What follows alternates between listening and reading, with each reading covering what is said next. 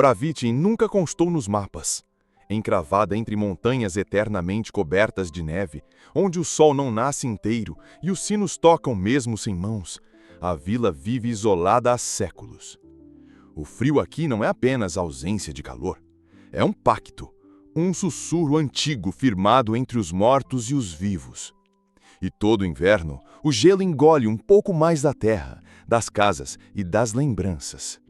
Nas noites mais longas, quando nem as fogueiras ousam crepitar, as crianças são ensinadas a rezar para a Senhora do Lamento, uma santa que não sorri, que caminha sobre a neve descalça, com os olhos cravados na dor do mundo e uma rosa murcha entre os dedos.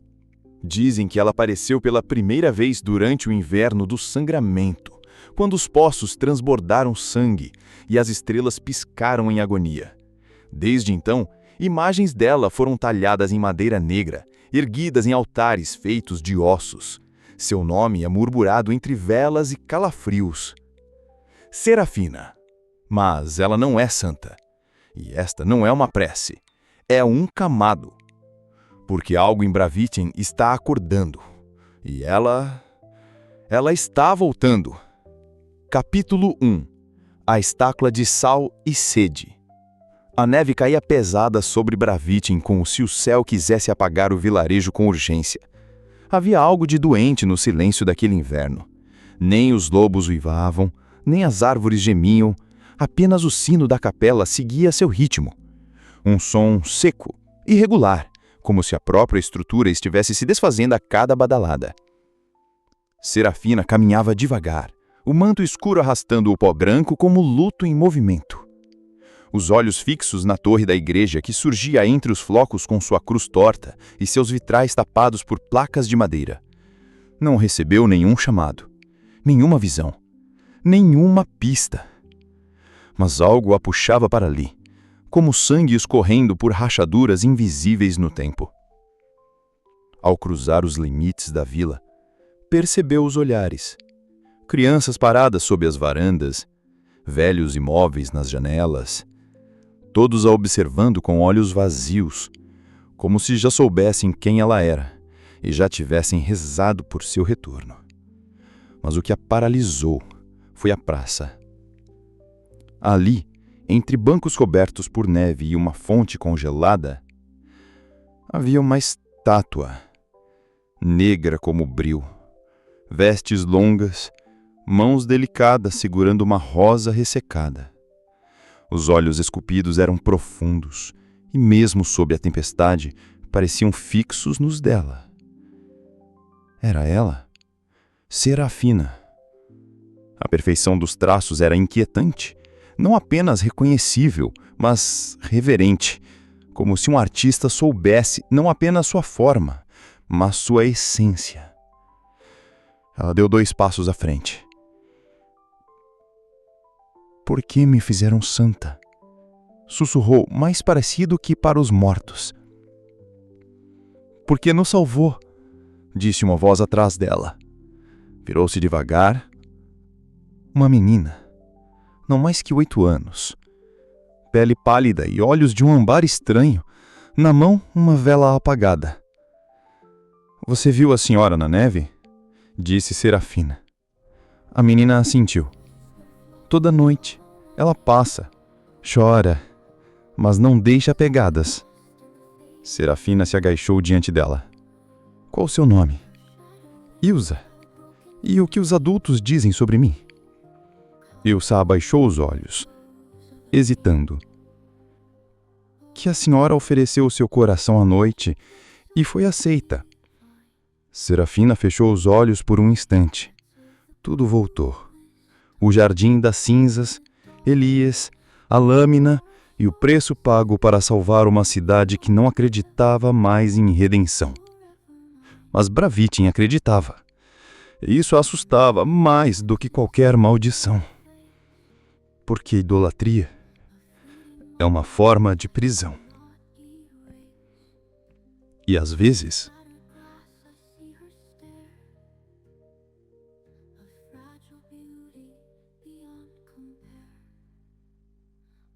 a fé é o novo ritual.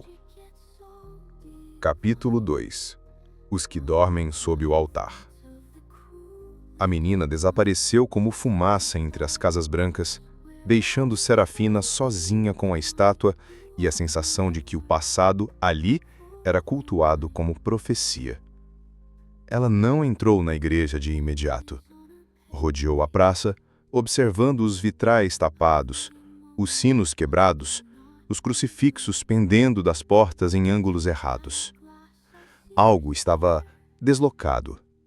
Não era apenas o frio que doía de dentro para fora, mas o modo como o tempo parecia suspenso, como se a vila tivesse congelado não só em neve, mas em ideia. Ao fim da tarde, subiu os degraus da capela.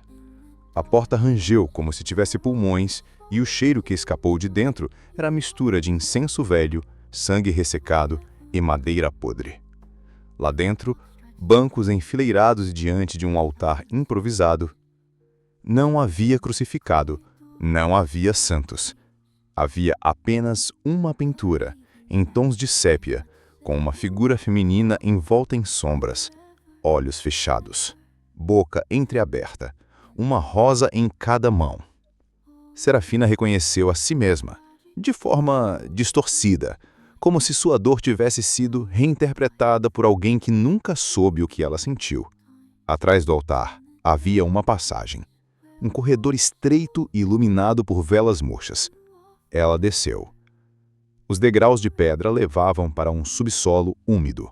Quanto mais descia, mais o ar se tornava espesso, carregado de murmúrios, vozes sem boca, ora prece, ora pranto. Ao fim da escadaria, uma porta de ferro trancada por correntes, mas não por fora, por dentro. Serafina aproximou-se. As correntes estavam cobertas por símbolos entalhados, não únicos, mas orgânicos, como veias petrificadas. O metal pulsava. E atrás da porta, silêncio absoluto. Ela encostou a mão na fechadura. Um arrepio subiu por sua espinha. Não medo, mas menória. Como se já tivesse estado ali. Como se algo, atrás daquela porta, a reconhecesse também. Antes que pudesse decidir se abria, uma voz soou do alto da escada. Melhor não tocar. Eles ainda ouvem. Serafina virou-se. Um homem alto, coberto por um manto cinza, barba branca e olhos vítreos, descia devagar com o apoio de um cajado torto. Quem são eles? Perguntou ela. Os primeiros, os que foram adorados antes que os nomes fossem esquecidos. Dormem, mas sonham, e seus sonhos moldam Brovicen. E o que eu sou para essa vila? O velho sorriu, não com os lábios, mas com o rosto inteiro. Um sorriso triste. A última prece antes que os sonhos virem carne. O velho chamava-se Ertan. Segundo ele, era o guardião da capela, embora Serafina soubesse que aquele título ocultava muito mais do que zeladoria. Subiram juntos para a nave da igreja. As luzes das velas tremiam com a presença dela, como se o fogo também hesitasse. Erden ofereceu abrigo, comida, silêncio. Serafina aceitou apenas o silêncio. À noite, num dos quartos laterais, vasculhou os livros guardados sob tábuas soltas. Registros antigos, manuscritos rabiscados com pressa, em caligrafias tortuosas. Nenhum mencionava o nome Brovicen, mas todos falavam dos primeiros, seres que vieram antes da fé, antes do tempo, que dormem sob gelo e osso, alimentando-se das orações daqueles que esqueceram seus próprios deuses. Segundo os textos, quando a dor de uma comunidade atinge um limite, fome, doença, solidão, os primeiros respondem, não com salvação, com presença. Serafina leu por horas, absorvendo detalhes fragmentados. Uma criança desaparecida em meio à neve, sinos que tocam sozinhos em noites sem lua, e olhos brilhando sob lagos congelados. E sempre em algum ponto, o símbolo da rosa negra. Quando o sol não nasceu, ela já estava diante da estátua novamente. A neve a cobria parcialmente, como se tentasse apagar sua lembrança. Os aldeões estavam reunidos em torno da fonte congelada, silenciosos, um coro mudo. No centro, Ilsa, a menina da vela, ajoelhada. Nos lábios dela, um fio de sangue escorria. Serafina atravessou a multidão como lâmina. Quando se aproximou, viu as palavras entalhadas no gelo da fonte. Oferecemos o puro para manter os que dormem saciados. Ela ergueu a voz pela primeira vez. Isso é fé ou medo? O silêncio da vila se partiu. Um homem caiu de joelhos, uma mulher desatou a chorar. E, ao fundo, Erdan apenas observava. Ilsa olhou para Serafina com olhos vítreos, não assustados, mas entregues. Eles disseram que se eu sangrar, a senhora fica. Serafina sentiu algo dentro dela quebrar. Não como os ossos, mas como uma lembrança esquecida sendo rasgada à força. Ela tomou a menina nos braços, virou-se para a multidão e disse: Eu não vim para ser adorada. Fez uma pausa. O céu acima parecia mais escuro do que nunca. Vim para impedir que vocês confundam sacrifício com salvação. E então, longe, muito longe, sob a terra e sob o gelo, um som surdo ecoou. Um baque, como se algo imenso tivesse se mexido no subterrâneo, como se tivesse acordado. Capítulo 4. O Deus que nascem da fome. Brevichan tremeu naquela noite, não em terremoto, mas em dúvida. A fonte foi coberta, o altar fechado, e por horas ninguém ousou tocar no sino. Apenas o vento atravessava as ruas levando para dentro das casas o eco da palavra heresia. Serafina permaneceu com Wilson na sacristia. A criança dormia como se nada houvesse acontecido, como se seu sangue derramado fosse parte de um rito doméstico qualquer. O que mais assustava a Serafina não era a naturalidade com que assentavam um sacrifício, mas a maneira como a veneravam. Porque ao se tornarem seus devotos, deixaram de vê-la como humana. Ela pensava em Elias, no olhar dele, no modo como amava sem mitificar, como via nela não uma salvação, mas uma escolha. E em Brevichan, ninguém escolhia, apenas repetiam. Ao amanhecer, Erdan a aguardava no altar. Os olhos mais fundos, o cajado tremendo. Você partiu a fé da vila, Serafina.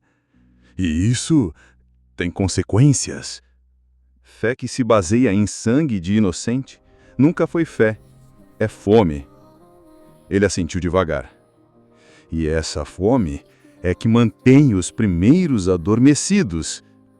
Como gesto, moveu a tapeçaria atrás do altar. Revelou um antigo mosaico de pedra. Nele, figuras deformadas em espiral. Olhos sem pálpebras. Mandíbulas escancaradas. No centro, o símbolo da rosa negra. Você é o selo, disse ele. A oferenda maior, a rosa viva. Eles não querem apenas teu sangue, querem tua lembrança. Porque se você for esquecida como mulher, restará apenas um mito. E quando restar apenas um mito? Ela perguntou. Eles acordam. A vila, lá fora, começava a se reunir novamente, mas agora dividida. Uns queriam que Serafina partisse, outros exigiam que ela fosse sacrificada voluntariamente. Outros, mais silenciosos, esperavam ver o que ela se tornaria se a deixassem ali tempo suficiente. Porque Brevichan não queria salvação, queria estabilidade.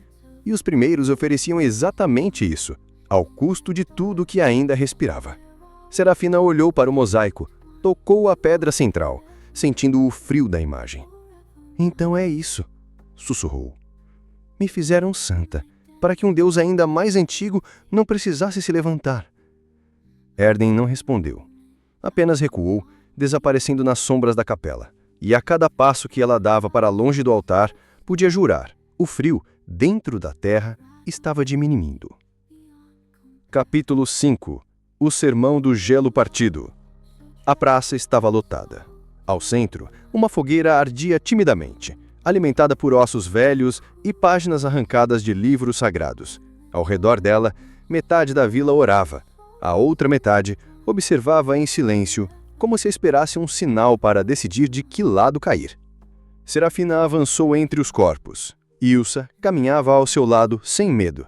Havia algo na criança que a conectava à terra daquela vila, mas não à fé. Era um eco antigo, um olhar que compreendia o que a maioria apenas repetia. Erden falava diante da fogueira, a voz firme, o rosto marcado pelas décadas e pela crença. Ele não gritava, não precisava. A fé não exige volume, apenas certeza. A senhora chegou ao fim de seu caminho, e agora deve fazer o que todos os santos fazem, oferecer-se. Murmúrios se espalharam. Uns ajoelharam, outros desviaram o olhar, alguns choravam, não por ela, mas pelo rito que conheciam e não sabiam viver sem. Serafina parou diante da chama e respondeu: Se sou santa, então minha palavra também tem peso. Erden a encarou. Tem, mas não autoridade. Ela ergueu a voz, não por ira, mas por necessidade. Vocês não querem deuses, querem desculpas, querem colocar nas costas de algo maior a responsabilidade pelo mundo que destruíram. Preferem que os primeiros acordem e devorem suas almas do que encarar o que fizeram com a fé. As chamas vacilaram. Do chão, um som se ergueu, um estalo, como gelo rompendo sobre os pés. Do poço antigo, atrás da igreja, uma névoa escura começou a subir. E então, o som. Não voz, não grito, um cântico sem boca, sem idioma, mas que cada morador entendia perfeitamente, porque não era escutado com os ouvidos, era sentido dentro da carne. Os primeiros estavam despertando, e não vinham como deuses, mas como retorno. Serafina olhou para Ilsa. Você sente isso? Ela assentiu, olhos fixos na névoa que se espalhava. Eles estão famintos. Serafina fechou os olhos. Então é hora de fazer o que nenhum santo jamais fez. O quê? Perguntou Ilsa. Ela sorriu com tristeza. Lembrar o mundo de que eles também podem sangrar. Capítulo 6. O nome que ecoa no gelo. O cântico crescia. Não como som, mas como peso. Cada batida parecia deslocar o ar, rachando as superfícies, tremendo nas janelas, arrancando cruzes das paredes como folhas levadas pelo vento. O poço atrás da igreja cuspia a névoa negra. Uma fumaça viva, espessa, que não se desfazia com o vento. Serafina sabia. Aquilo não era gás. Era carne que esquecia o próprio corpo. Era o sonho dos primeiros escorrendo para o mundo dos vivos. A multidão recuava, aos poucos, sem saber para onde ir. A vila era pequena demais para fugir. E a fé já não protegia. Erden, no altar improvisado, ajoelhou-se. De olhos fechados, braços abertos, entregou-se ao canto. Serafina, ao contrário, ficou de pé. O que são eles de verdade? Perguntou ela a Ilsa mesmo sem esperar resposta. Mas a menina respondeu. São o que sobra quando o mundo se esquece de chorar. A névoa tomou forma. No centro da praça, o ar se condensou em algo que parecia um corpo, mas sem estrutura. Múltiplas faces surgiam e se dissolviam. Braços demais, olhos nos lugares errados. E entre um sopro e outro, uma rosa negra flutuava, girando como uma lembrança que se recusa a morrer. O culto recuou. Os devotos caíram em pranto. Mas Serafina avançou. A criatura parou. Ou melhor, hesitou. Como se mesmo sem o rosto fixo a reconhecesse. Como se lembrasse do sangue dela, do som da lâmina antiga, do momento em que ela rasgou o ritual de Varnheim com as próprias mãos. Eu não sou tua santa, disse ela. O canto cessou. Por um instante, a vila inteira congelou. Até o vento parou. E então, a criatura respondeu, com uma só palavra. Mas foi suficiente, porque ela ouviu seu nome, Serafina. E foi como se 100.000 mortos sussurrassem ao mesmo tempo. Como se as montanhas tremessem, como se a memória dela estivesse sendo comida. Ela caiu de joelhos, não por dor, mas por perda. Eles não queriam apenas seu corpo. Queriam sua existência, seu lugar no mundo. Queriam transformá-la não símbolo, mas em origem. Eles queriam fundir-se a ela. E Bravichem era o útero. Capítulo 7. O útero de pedra e promessa. O chão da praça rachava. Cada fissura era um suspiro antigo, um dente da terra se abrindo para devorar mais uma história. Serafina mal conseguia se manter de pé. O nome ecoava dentro dela. Não como lembrança, mas como invasão. Era seu nome, sim, mas não dito por amor, nem por dor. Era dito como código, como chave. Ilsa tentava alcançá-la, mas a névoa afastava tudo, até a esperança. A entidade agora tinha um corpo quase definido, altíssimo, lúgubre, escamas pálidas sobre músculos inexistentes, olhos costurados por dentro. Mas era no centro do peito da criatura que a verdadeira forma se revelava. Uma cavidade circular onde batia um coração, feito de pedra negra. E sobre ele, uma rosa. A mesma. Sempre a mesma. Serafina entendeu. Bravichem não a adorava por bondade. A vila era um molde. O templo. O receptáculo. A fé servia apenas para alimentar a criatura com memória. A cada oração, a cada estátua, a cada sacrifício, mais da essência de Serafina era arrancada e dada a eles. Eles não queriam o que ela fez. Queriam o que ela representava. E para isso, precisavam apagar tudo que era humano nela. Não, ela disse. As palavras doíam, como cacos de vidro em garganta seca. Não vou morrer para completar a fé de vocês. O coração da criatura pulsou. Serafina rasgou o próprio manto. Debaixo dele estava ainda a adaga de Vernheim, a lâmina de sangue silencioso. Esquecida, mas não destruída. Ela cravou a lâmina no próprio braço. E com o sangue desenhou sobre o chão um símbolo antigo, mais antigo que os primeiros, algo que ela não sabia que sabia, algo herdado no silêncio dos rituais proibidos. A criatura recuou. Ela continuou o traço. O chão tremeu. O sino, pela primeira vez em décadas, caiu da torre e quebrou-se no chão, como se o tempo tivesse se libertado da prisão. A névoa parou. Serafina ergueu os olhos, vermelhos como a lâmina. Eu não sou teu selo, não sou tua oferenda e não sou tua lembrança. A criatura urrou um som que quebrou janelas, partiu rochas, fez crianças sangrarem pelos ouvidos, mas não a impediu. Serafina fincou a lâmina no coração de pedra, rasgando não apenas a carne, mas a ideia que sustentava aquela forma. A criatura implodiu em luz escura, como uma sombra que esquece como existir. A névoa se dissipou. Bravichem chorou, mas não de dor, de silêncio. Capítulo 8. Onde nem o eco se lembra. A praça agora era apenas cinza. A fogueira extinta, o poço selado por gelo que ninguém ousava quebrar. As casas permaneciam em pé, mas já não pareciam habitadas. Era como se, ao destruir a criatura, Serafina tivesse arrancado um véu que cobria não os olhos, mas a própria realidade. Ilsa estava sentada nos degraus da capela, abraçada às pernas, olhando para o chão como quem ainda ouvia vozes que não estavam ali. Serafina se aproximou. A menina ergueu os olhos. Não havia medo neles, apenas vazio. Eles não estão mais aqui, né? Perguntou ela. Não, respondeu Serafina. Mas não significa que não restaram rastros. Ilsa mordeu o lábio.